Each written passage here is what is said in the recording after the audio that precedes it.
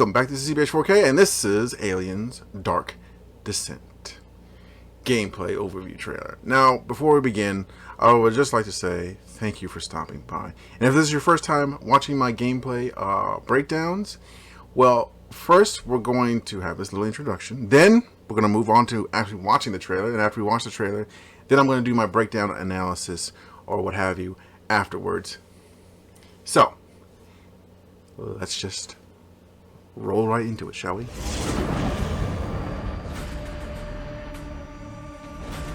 had to be done.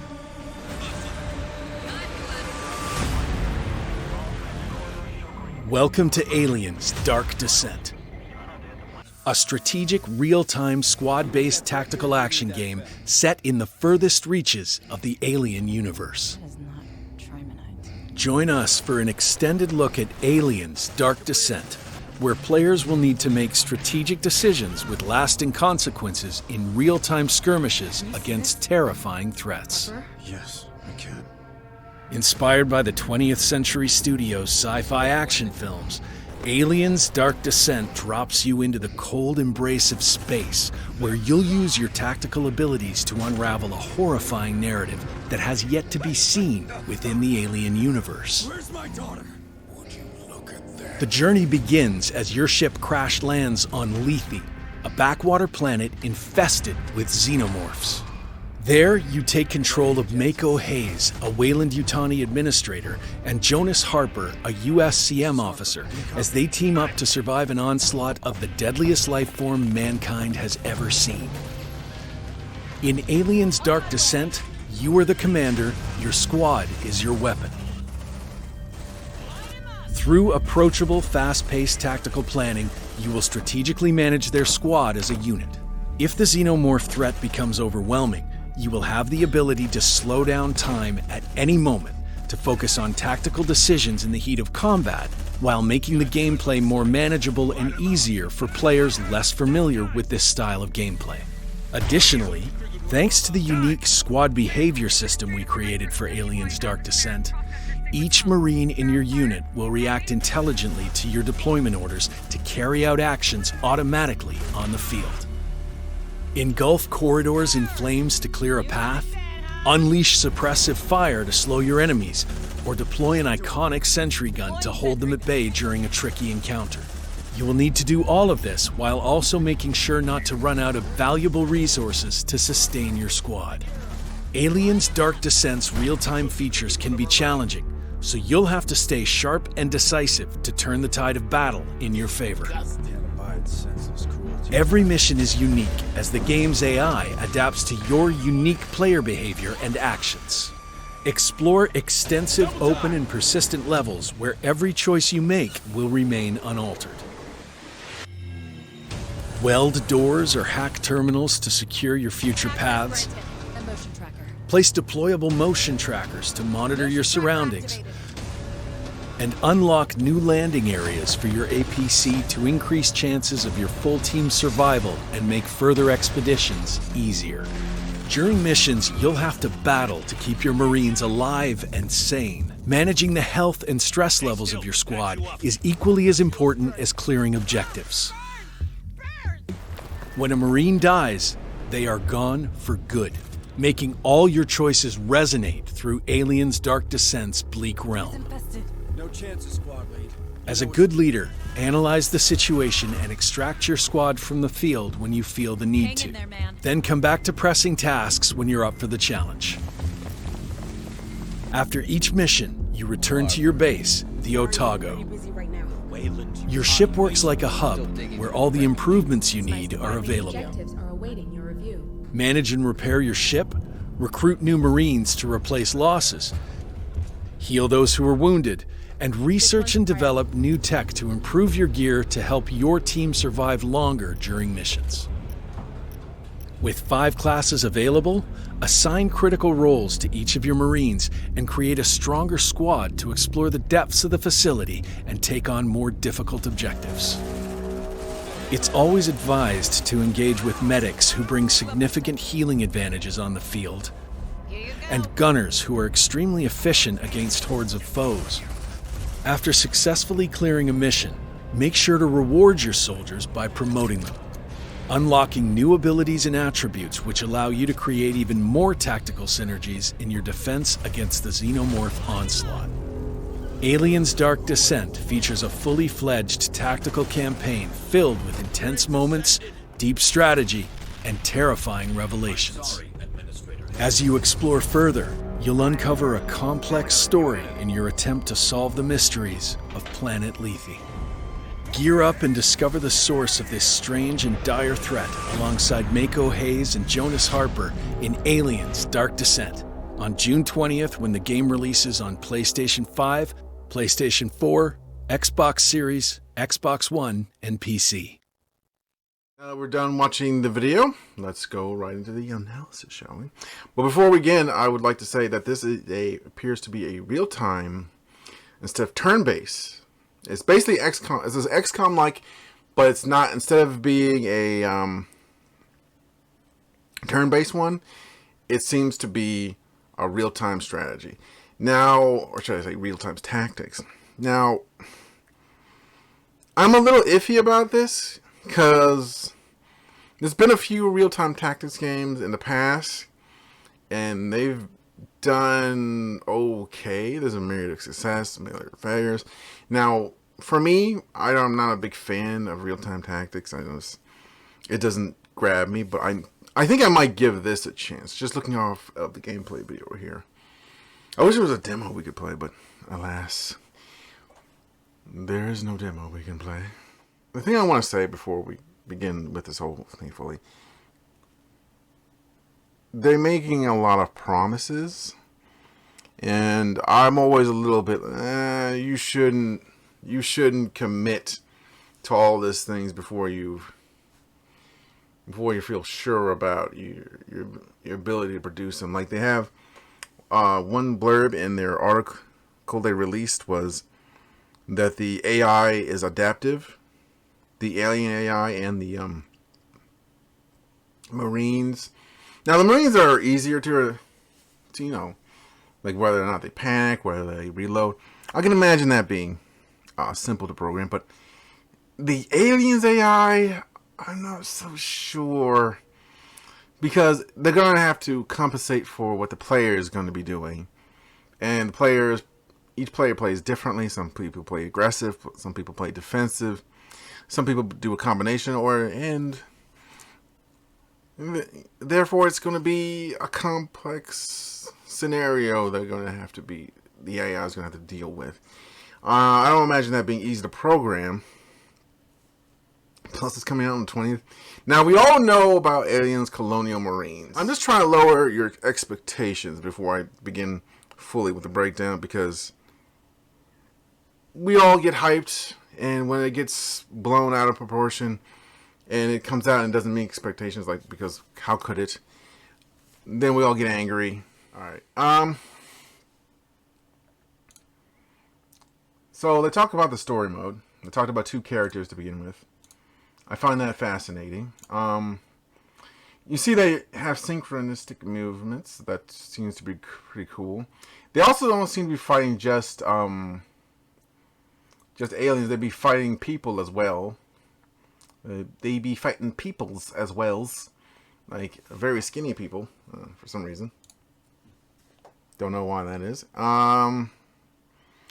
I'm glad they talked a little bit about the story at the beginning. I like that. It gives a sense of the importance of, an overall narrative, which I think is good. Now, a couple of things I want to point out here while I paused it. First of all, it's in the corner here. You got a nice little find another way to reach the plaza. Objective list, of course. Now, it's going to be real time with pause, so you'll be able to slow down time or pause time and do your battles like that. I could see this working if they do certain things right. But and stress levels. I just saw the stress level go up or go down. I think it went down. That plus there means it went down. So I'm guessing it's overall stress level of the entire let's say combat unit. And also we see 3 bars. We see a green bar and we see a white bar. Also, we see a headshot there, too. You see that? You got a nice little headshot in. That's interesting. So it shows a headshot and let's see. Yeah, the headshot it went down. Got another alien with a thick head. Alright, let's look at that one moment for a minute. She's putting the body down. Nice little scene here.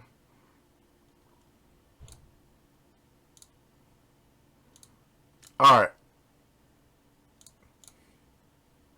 I like the diversity in the units here.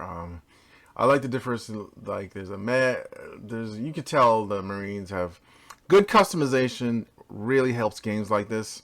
Like XCOM, it always adds a level of personal investment from the player when you add customization to the soldiers. Because if they die, it's such a big loss to you because you spent all the time customizing. The customization looks good, but by it looks good, I mean there's a varying amount of things you can do here, just on the surface. I mean, there's probably much more deeper, but just look on the surface, there's a little bit difference in colors, difference in types of armor, types of clothing, types of weapons. Those are all good. I like that. Okay, that looks pretty cool. So that shield there, by the way, I noticed they got little shields. That means they're in a defensive position. So that means they're in high cover, I'm guessing.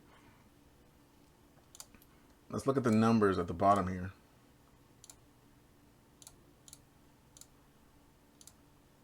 So 75%, okay, 7%. Okay, and the gears here mean they're looking for things in the boxes.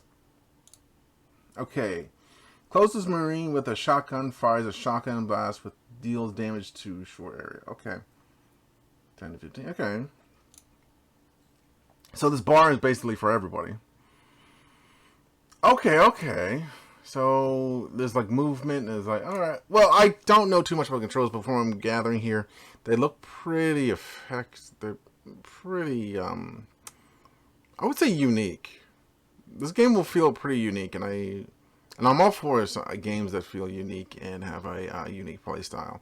As much as I would prefer it to be turn-based, I think them doing real-time is a bit of a gamble, and I prefer you taking a gamble and seeing what comes out of it, because that's what Firaxis XCOM was. It was a gamble, and that's what the original XCOM was. It was also a gamble. Well, actually, Laser Squad was a bit of a gamble, but I feel like XCOM was the gamble that was a bit bigger in budget. Laser Squad was big, but XCOM was probably a little bit bigger. Okay, now Lost Signal. That means somebody died. And also see health here. Yeah. These guys are stuff with status effects. We could look at it to see what else is happening, but I think that's pretty good. Whoa. Let's slow down there. Light speed. Let's look at what... Okay. So, we got an extraction here. No objectives. Primary objective is 0. Okay, so we got a nice little planet selector. That's good.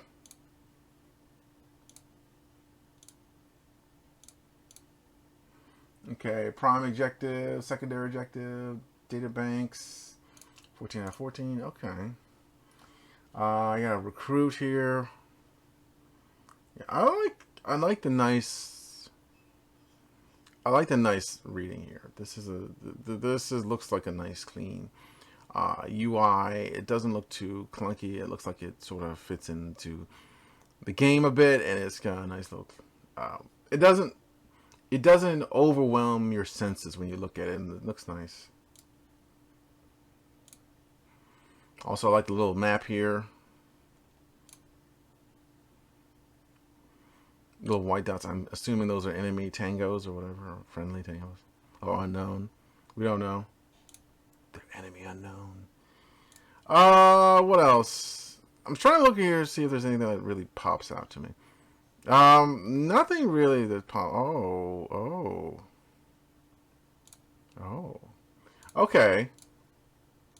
Yeah, there's nice scenery here. So there's not just going to be one type of terrain you're going to be working with. There's snowy terrain, there's going to be nest terrain, and there's also going to be vehicles. I wonder if there's just going to be cutscenes or they're going to actually be interactive and we'll be able to control said vehicles in certain areas. And let's go back to that.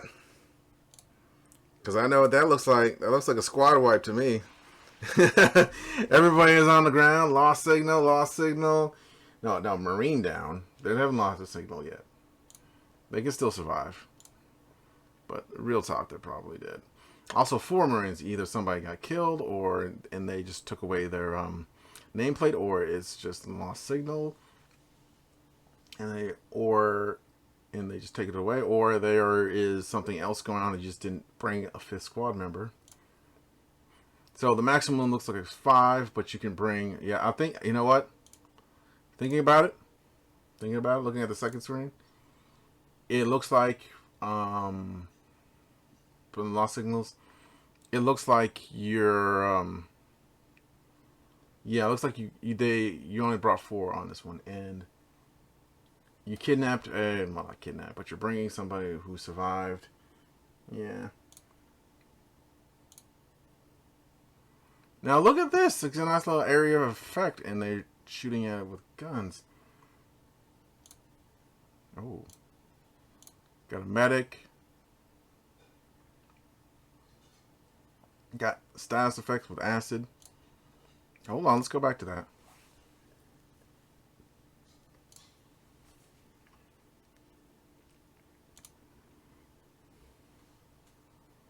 Exfiltrate, survivor, extraction squad, squad extraction, redeploy squad. Okay.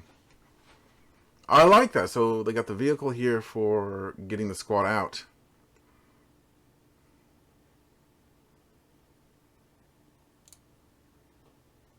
Okay, so the thing I love about XCOM overall, and this might just be me being weird, but the thing I love about XCOM and all the games like XCOM or tactical games or just any game in general is the feeling that choices matter, and the best way to showcase that choices matter is with things like permadeath.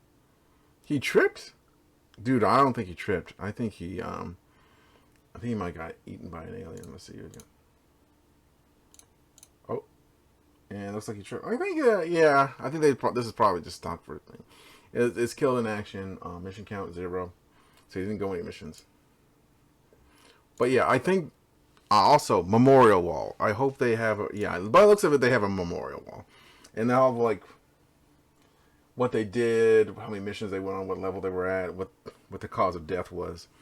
I approve of this sort of screen. Like, it adds a sense of real replayability, and also it gives like it generates stories within the game that happen between your soldiers, the player, and the enemy.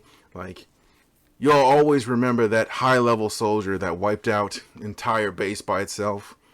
Like, after the entire squad got wiped, it was just down to him and his machine gun. Man, that's the originator of Thomas Laurent, was this French soldier from my XCOM enemy. One of my first XCOM enemy within campaigns was him just taking an entire alien ship by himself. That was crazy. But yeah, more on this game. That was my last like XCOM thing, I promise. But you can't help but make this same connection with this game and that game, because they do have the same sort of sphere of gameplay. You know, I like carrying your units out. Yeah, this is. I'm kind of into this, but squad, extractor, survivor extraction. Okay. There's an engineer. I'm guessing these are people who we saved.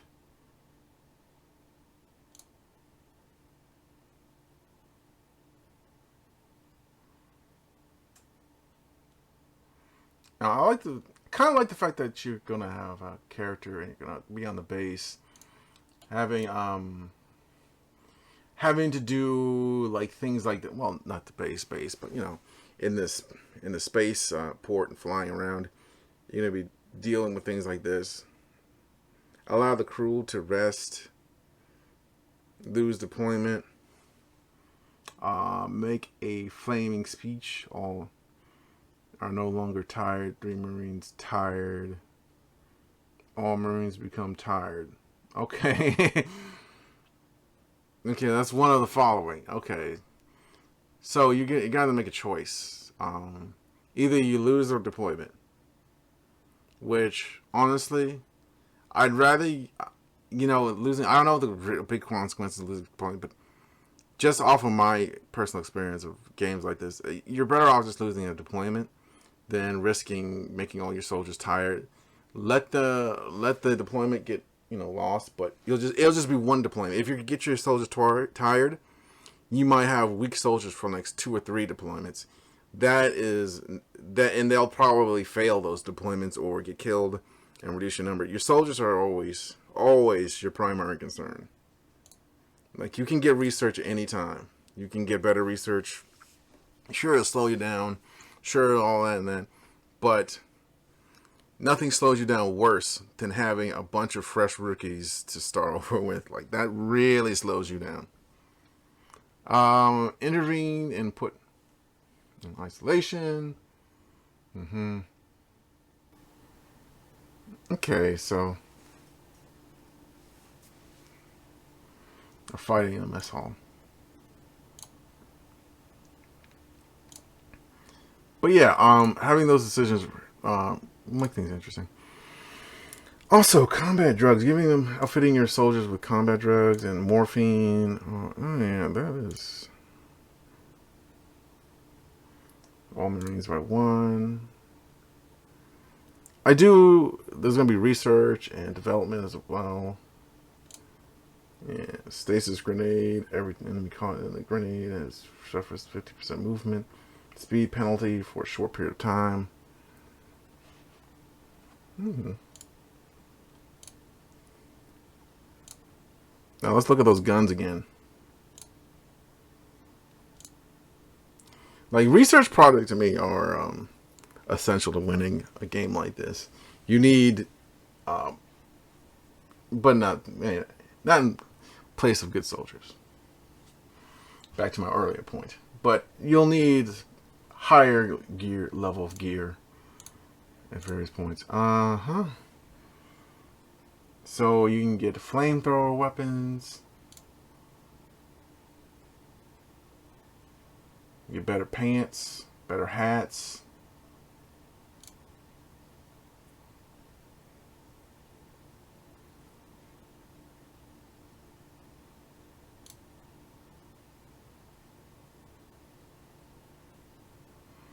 So it's customization, deep customization by the looks of it. Medical healing. Yeah, all this looks solid. And also you can pick different soldier classes on level up, I'm guessing. I'm glad they gave you a choice between 2 classes. Where XCOM just sort of takes it away. Okay, that was the last one. That's a good idea to have a choice. So Sergeant, he gets a list of abilities. Let's look at the abilities they have.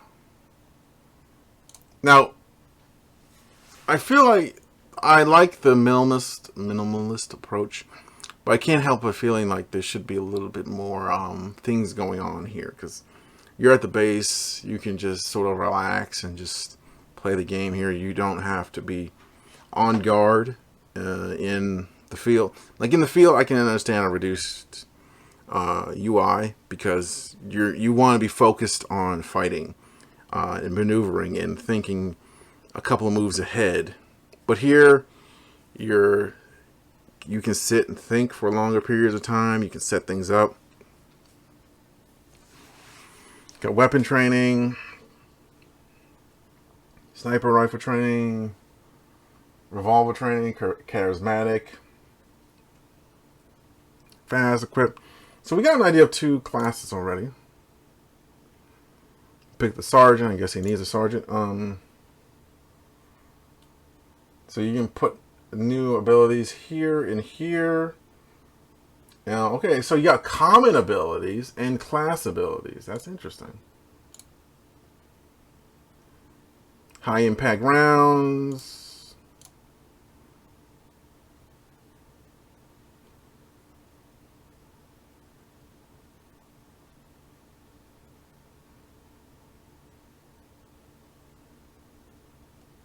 I wonder what the broken shield means.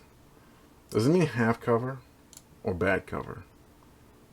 Or no cover? I think it might mean no cover. Okay, that's a creeping scene. So, light targets, flares give an accuracy bonus when shooting the enemies near them. Okay. Alright. So there's accuracy bonuses. That's good. Yeah, from what I've seen, it is a solid entry into the tactical gaming sphere, even though it's not turn-based. But I might give it a shot. I want to see a couple of reviews, though, before I say yes to a full-on recommendation from this channel. I don't give out recommendations until I have it in my hands. I've played it myself, personally. I don't mean just like a couple of minutes, but I mean like for like hours, for at least an hour or so. And, you know, I would say the time it takes for you to be able to get a refund on Steam before it's too late for you to get a refund on Steam, then like, so it's like 3 hours, more or less. Then I'll give a recommendation if I like it.